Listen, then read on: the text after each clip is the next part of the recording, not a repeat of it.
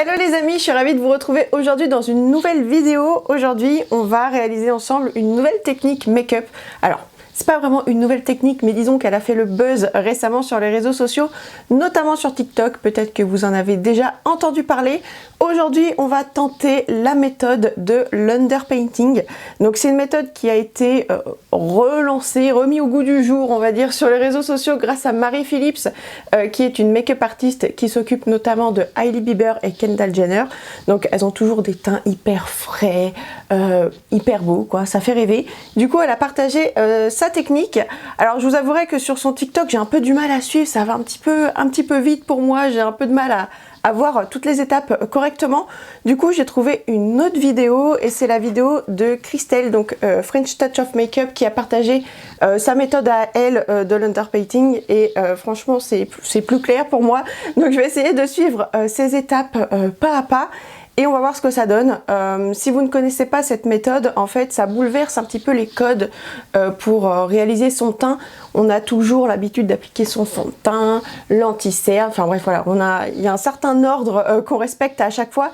Ici, on va carrément faire l'inverse. Vous allez voir, on va appliquer le blush, le bronzer avant, enfin bref, vous allez voir, c'est complètement bouleversé. Et du coup, ça m'intrigue un peu et j'ai bien envie de tester. Donc écoutez, si ça vous intéresse de voir ce que ça donne et de voir le résultat sur moi, eh bien écoutez, je vous rapproche et on commence tout de suite. Ok, donc nous voilà d'un petit peu plus près, ce sera plus pratique. Première étape qu'elle réalise, c'est appliquer une base. Alors, elle applique une base en fonction de son type de peau, vous pouvez faire pareil. Moi, j'ai appliqué celle-ci, c'est la Hydra-Touch de chez NYX, qui est une base relativement hydratante, que je ne vais pas appliquer partout, parce que j'ai la peau qui a tendance à être grasse sur la zone T, donc je ne vais pas appliquer quelque chose d'hydratant, j'ai déjà appliqué mes soins, donc ça suffira très bien. Mais je vais l'appliquer sur mes joues, parce que j'ai la peau qui a tendance à être déshydratée, donc ça va faire un petit shoot d'hydratation, ça va faire du bien. Et cette base, elle sent hyper bon. J'aime beaucoup l'utiliser, c'est super frais, ça réhydrate bien la peau, ça désaltère, ça fait du bien. Donc j'applique ça au niveau du contour de mon visage, donc les joues, un petit peu les tempes, et juste ici. Et ensuite on va venir appliquer le blush. Donc vous voyez, on n'applique pas du tout le fond de teint, on attaque directement avec les pommettes. Donc je vais utiliser ce produit, c'est un produit de chez Nude Sticks. Christelle utilise un blush comme ça aussi de la même marque, mais c'est pas la même couleur. Moi c'est la teinte Naughty and Spice. Et donc elle l'applique sur ses joues comme ça. Ça me fait un peu peur. Et ensuite avec un petit pinceau, là c'est le 426 de chez Real Techniques. C'est un petit pinceau blush. Je vais venir estomper la couleur. Alors j'en ai peut-être appliqué un peu beaucoup, ça accroche. Ça accroche un peu à la peau. Oh ça va, ça s'estompe. Donc je l'applique vraiment sur mes pommettes. C'est vraiment hyper bizarre de faire dans ce sens-là, parce j'ai pas du tout le teint unifié, et d'avoir un blush comme ça, bah ça va faire ressortir les rougeurs déjà, je trouve. C'est pas... Pour le moment c'est un peu bizarre, mais je suis curieuse de voir le résultat final. Donc j'estompe bien. Donc le blush est appliqué, on va pouvoir passer au bronzer. Donc j'ai oublié de préciser, c'est que des textures crème hein, qu'on utilise, pas de texture poudre. Donc là j'ai choisi ce bronzer qui s'appelle comment? C'est la crème Belle Mine ensoleillée lait beige de chez Chanel. Ça fait un moment que je ne l'ai pas utilisé, donc c'était l'occasion de le ressortir de mes tiroirs. Et j'ai l'impression que dans sa vidéo, elle utilise le même pinceau blush, elle utilise le même pinceau pour le blush et le bronzer. Donc écoutez, on va faire pareil. Donc vous savez, c'est ce produit là où on dirait une mousse au chocolat. Donc j'ai prélevé un petit peu de matière et je vais venir appliquer donc mon bronzer. Donc elle l'applique juste ici. De l'autre côté évidemment. Alors Christelle, elle en applique simplement au niveau des pommettes, elle n'en applique pas au niveau du front. Moi je vais venir en appliquer. Après elle a une frange, alors peut-être qu'elle maquille pas autant son front que moi, mais moi j'aime bien mettre du bronzer là, donc écoutez, on va en rajouter en espérant que ça ne foire pas tout, n'est-ce pas? Il est hyper joli ce bronzer Chanel. C'est hyper naturel, hyper discret, léger. Ça donne vraiment bonne mine sans que ça fasse trop, c'est très joli. Pareil pour le blush Nude Sticks, j'ai d'autres couleurs dans ma collection et ils sont très bien si vous aimez les textures crème. Ils sont vraiment très sympas à utiliser. Hop, donc voilà ce que ça donne pour le moment. Passons à la suite. Alors je vais juste rajouter un petit peu de blush parce que je trouve qu'on ne le voit pas beaucoup. Alors après c'est peut-être avec mon éclairage aussi, ça éclaire tellement que j'ai l'impression que dans le retour caméra on voit rien. Donc j'espère que vous verrez quelque chose. Moi dans le miroir je vois, hein. Là je force un petit peu le trait. Mais c'est vrai que des fois la caméra elle a du mal un peu à capter avec l'éclairage, les couleurs, enfin le rendu. Surtout que c'est des textures crème donc ça renvoie la lumière. Hop. Ensuite elle passe à l'étape de l'highlighter, donc elle utilise le Beauty Light Wand de chez Charlotte Tilbury en teinte Spotlight, donc je l'ai, ça tombe bien, on va utiliser le même. Donc là elle l'applique directement au doigt, donc je vais faire pareil. Donc elle l'applique au niveau du haut des pommettes. Pareil, cet highlighter, qu'est-ce qu'il est beau! Je vous en ai déjà parlé, que ce soit sur le blog ou en vidéo. Voilà. C'est pas très discret, mais il est sublime. Sublime, sublime. Donc elle en applique seulement là. Donc je vais faire pareil. Hop. Et ensuite elle vient appliquer son concealer. Donc pour ça, moi je vais venir utiliser le teint Idol Ultra Wear All Over Concealer. On peut pas faire plus long comme nom, je pense. De chez Lancôme. Donc moi j'ai la teinte... Lancôme, on sait jamais quelle teinte c'est 006 ou 095. Voilà. C'est... On comprend jamais rien. Hein. C'est Lancôme, on a l'habitude. Et donc elle en applique ici au niveau des cernes, au niveau du nez, enfin des ailes du nez et du sillon, plutôt le sillon je dirais, ici. Elle en applique ici,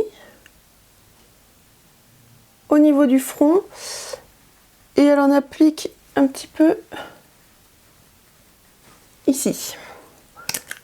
On est belle comme ça, non? Pas mal. Et ensuite je vais venir prendre mon pinceau, le V105 de chez Morphe, et je vais venir estomper tout ça. Et en fait là le but, donc ça va être de camoufler les cernes, enfin ça va être de maquiller toutes les zones qui n'ont pas été maquillées en fait, là où on n'a pas du tout mis de produit. Et le défi ça va être quand même de fusionner l'anti-cerne avec le blush et le bronzer qu'on vient d'appliquer. Donc ça va être le défi. Elle n'en met pas sur le nez? Non, elle n'en met pas sur le nez. On commence à ressembler à quelque chose là, ça commence à faire plaisir. Donc j'estompe. Et elle, ce qu'elle fait, ce qu'elle dit, c'est qu'elle essuie son pinceau et à fond, en fait, elle fusionne les couleurs. Ah oui, mais j'ai mis l'highlighter, faut que je fasse gaffe. Ouais, elle le dit dans sa vidéo, peut-être mettre l'highlighter après, effectivement. J'aurais peut-être dû faire ça. Parce que là, je suis en train de tout mélanger. On va faire pareil au niveau du front. Parce que c'est vrai que j'ai mis le bronzer, donc faut quand même fondre tout ça. J'ai hâte de voir le résultat final parce que c'est vraiment pas mal comme technique, si c'est bien. Parce qu'on utilise vraiment des produits de façon très ciblée, on fait du zoning en fait, tout simplement. Et du coup on utilise beaucoup moins de matière et ça surcharge moins le teint, j'ai l'impression. Donc ça va être très sympa si on veut vraiment quelque chose de très très naturel. Je viens d'appliquer là un peu. Un petit peu au niveau du nez aussi, là où j'ai des rougeurs. Et elle on applique ici. Là ça va faire une espèce de contouring naturel vu qu'on va appliquer une couleur un peu plus claire. Alors je vais juste en appliquer un tout petit peu sur le nez parce que j'ai des petites rougeurs Et du coup, on a un teint unifié là, mais pas au centre du visage du coup. Ça fait un peu bizarre.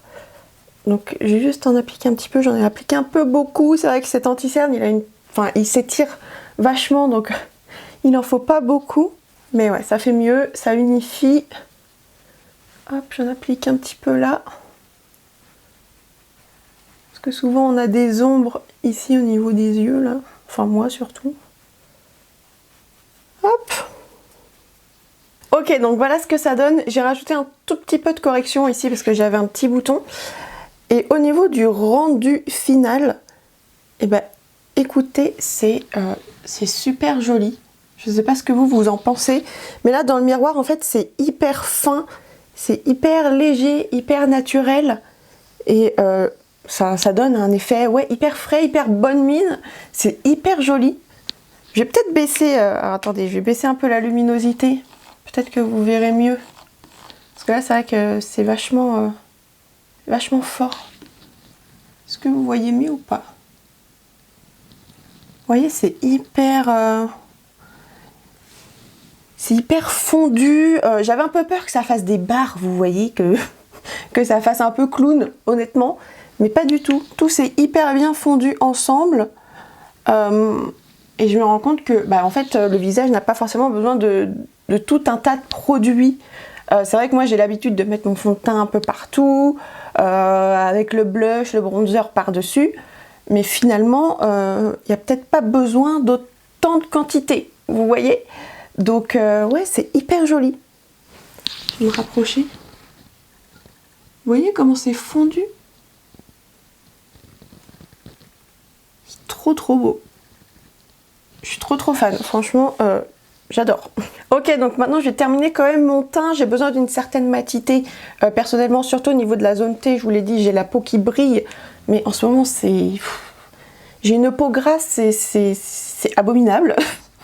C'est abominable, je brille au cours de la journée, ça m'énerve. Alors les joues, pas du tout, elles restent normales. Et comme j'applique une base hydratante, ça règle un petit peu le souci de déshydratation, on va dire. Mais alors la zone T, elle brille. Oh, je sais pas quoi faire. Donc là, ce que je vais venir faire, c'est que je vais appliquer une brume fixatrice. Celle-ci, c'est la Fix Plus Matte de chez MAC. Donc faut bien la secouer parce qu'elle a de la... je sais pas ce qu'ils mettent dedans, mais il y a une petite poudre, vous savez, qui va venir matifier. Donc je la secoue bien et je vais venir l'appliquer uniquement sur la zone T. Alors franchement, le spray, il est pas terrible. Hein. Je sais pas ce que vous en pensez si vous l'avez, mais le spray, non, il est pas ouf. Et ensuite, ce que je vais venir faire, c'est qu'avec une éponge, je vais venir tapoter pour absorber l'excédent de produit et le répartir. Alors j'en applique un tout petit peu au niveau des joues, histoire de fixer, mais pas trop, parce que comme c'est une brume qui est mate, ça a tendance à tirer, donc j'en applique pas beaucoup. J'applique ça seulement sur la zone T, enfin je concentre sur la zone médiane. Hop. Et ensuite, pour terminer, je vais venir appliquer ma poudre HD, donc pareil, uniquement sur la zone T. Alors, je sais qu'habituellement, on poudre et on applique la brume ensuite, le spray fixateur. Moi, je fais l'inverse. Aujourd'hui, on fait pas comme tout le monde, ok? On inverse toutes les étapes, c'est pas grave. Voilà, on est en freestyle. Moi, je fais ça, pourquoi? Parce que la poudre HD, je trouve qu'elle a un côté lissant et floutant qui me plaît beaucoup.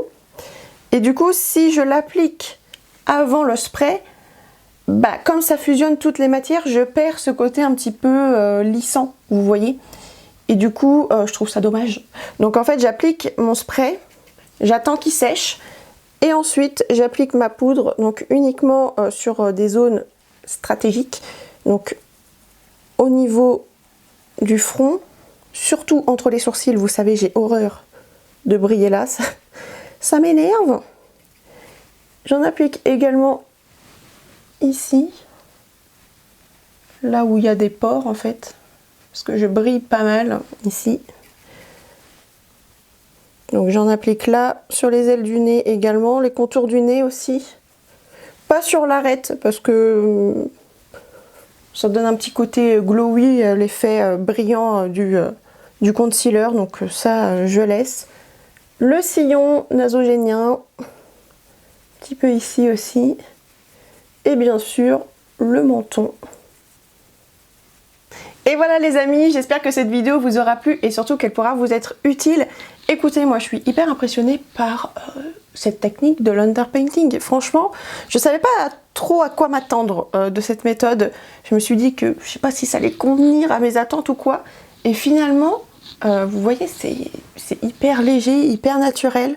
C'est vraiment très très beau pour le quotidien, je trouve ça juste parfait parce qu'on n'utilise pas trop de matière. C'est très fin, très léger, très fondu.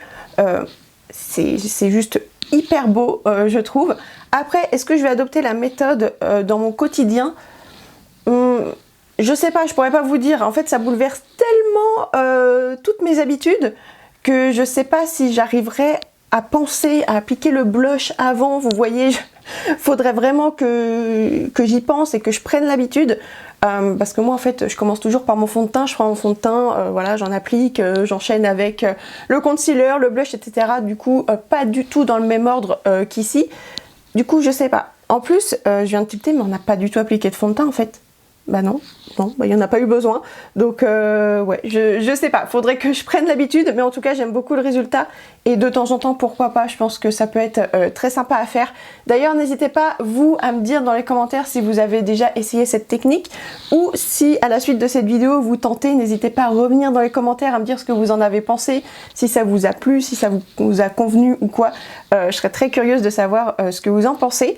Et puis voilà, écoutez, j'ai terminé. Je vous fais plein de gros bisous et je vous dis à très bientôt pour une prochaine vidéo. Bisous les amis!